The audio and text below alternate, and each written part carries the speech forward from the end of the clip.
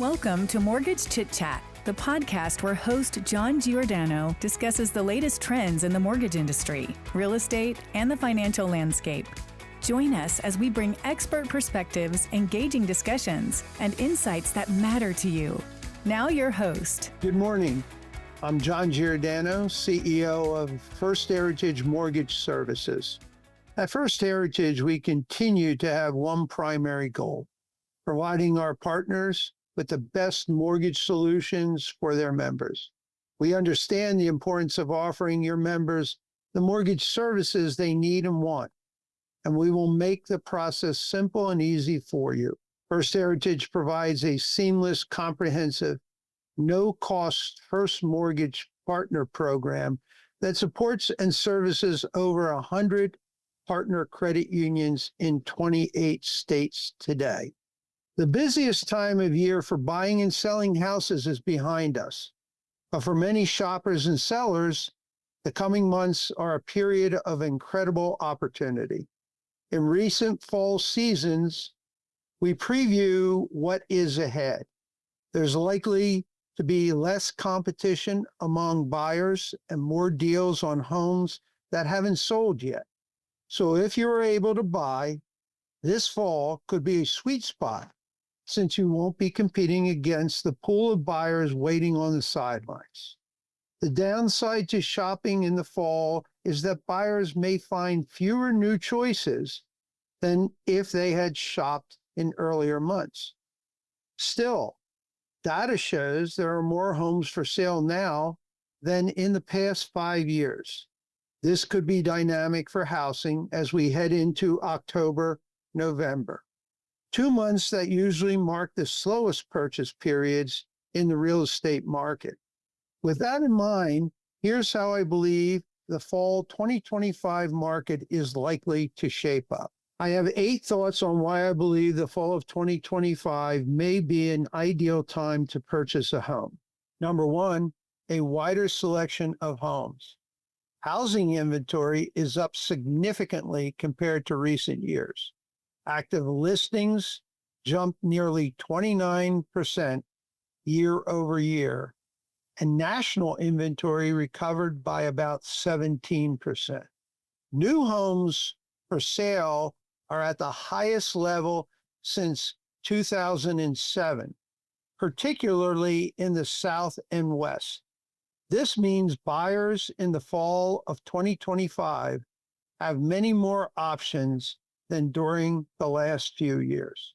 2, more time for decision-making. Homes are taking longer to sell. In June 2025, properties spent an average of 5 additional days on the market compared to last year's, and sellers are increasingly willing to negotiate. The more moderate pace allows buyers to compare, evaluate, and make decisions thoughtfully instead of rushing into competitive bidding environments.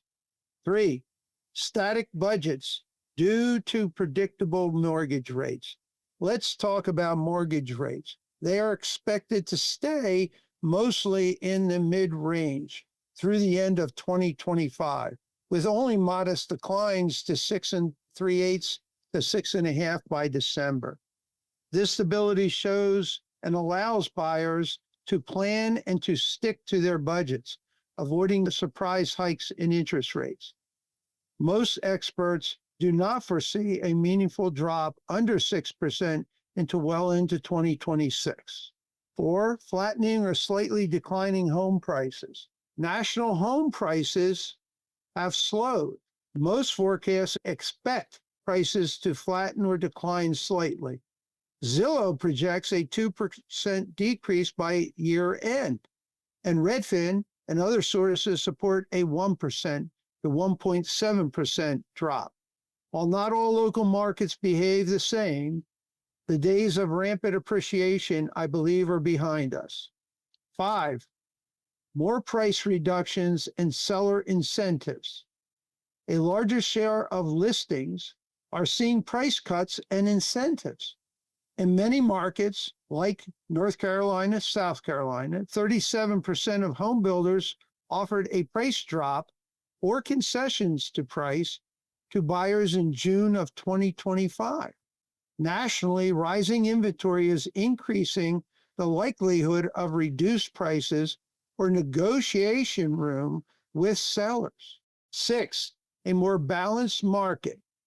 While select regions, Northeast and West Coast, remain firm sellers markets, many areas such as the South, Midwest, and Sunbelt metros are moving toward buyer-friendly conditions.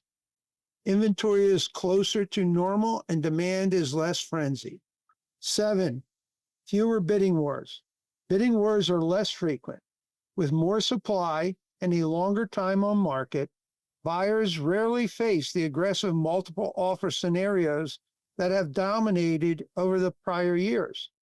This lowers the risk of overpaying and reduces offer anxiety. Number 8, greater negotiating power.